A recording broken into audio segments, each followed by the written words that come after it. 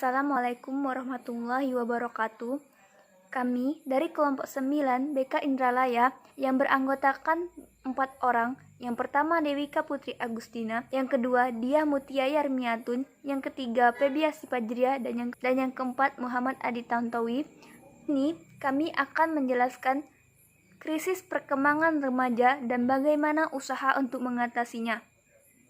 Saya Diah Mutia Yarmiatun. Di sini saya akan menjelaskan materi tentang jenis krisis perkembangan yang dialami oleh remaja. Krisis perkembangan yang dialami oleh remaja yaitu krisis identitas. Istilah krisis identitas pertama kali dicetuskan oleh Erik Erikson, seorang psikolog dan psikoanalis asal Jerman. Krisis identitas adalah ketika Anda mempertanyakan siapa diri Anda atau identitas diri. Biasanya, kondisi ini muncul ketika seseorang telah mengalami perubahan besar dalam hidupnya. Beberapa contoh perubahan tersebut meliputi kehilangan pekerjaan atau memulai pekerjaan yang baru, menjalani hubungan yang baru, perceraian, memiliki anak, kehilangan orang tercinta, pindah ke lingkungan baru, mengalami kejadian traumatis, sakit. Kondisi kritis identitas juga umum dialami oleh orang dengan masalah mental, misalnya depresi, bipolar, dan gangguan kepribadian ambang, borderline personality disorder. Selanjutnya, seperti apa sih ciri-ciri krisis identitas?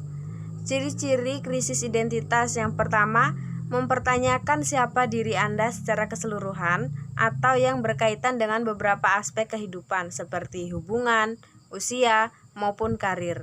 Yang kedua, mengalami konflik pribadi yang besar karena pertanyaan-pertanyaan tersebut. Yang ketiga, sedang menghadapi masalah atau perubahan besar yang mempengaruhi pendapat mengenai diri sendiri. Yang keempat, mempertanyakan nilai hidup, spiritualitas, minat, atau karir yang berdampak besar pada cara Anda memandang diri sendiri. Yang kelima, terus mencari arti dan makna hidup, serta hal-hal yang membuat Anda termotivasi dalam hidup.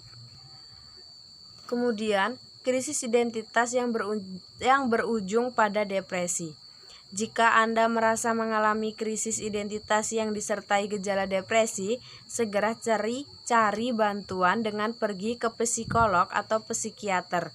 Seseorang yang dicurigai mengalami depresi apabila dia menunjukkan gejala-gejala bahwa selama ini lebih dari 2 minggu dia akan mengalami ciri-ciri seperti 1. Merasa putus asa dan tidak berharga.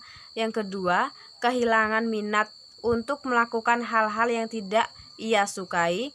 Yang ketiga, kelelahan. Yang keempat, mudah marah atau uring-uringan.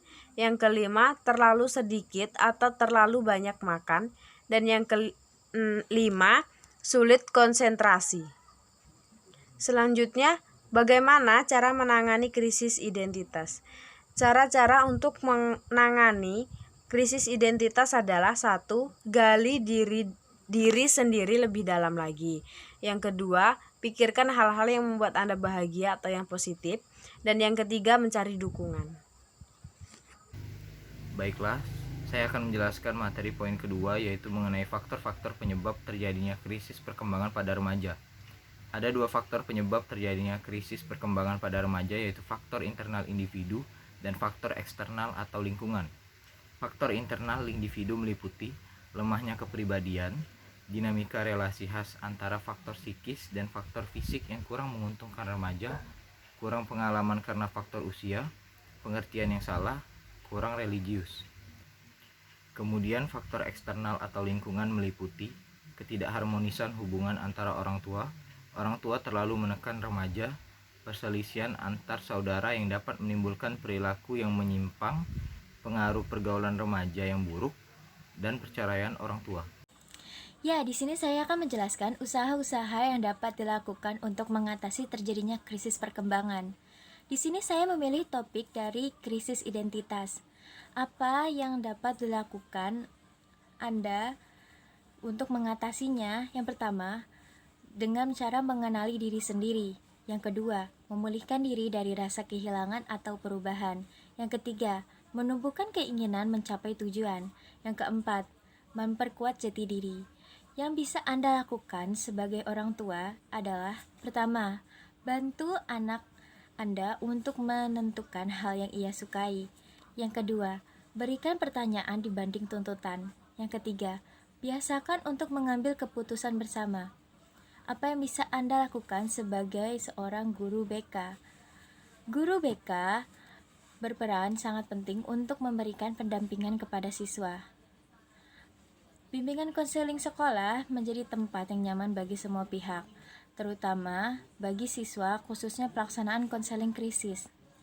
Konseling krisis merupakan upaya pemberian bantuan dari konselor kepada konseli yang sedang mengalami tekanan yang berpengaruh negatif terhadap kemampuan konseli untuk berpikir, merencanakan, dan mengatasi masalah secara efektif. Cukup sekian pembahasan materi dari saya.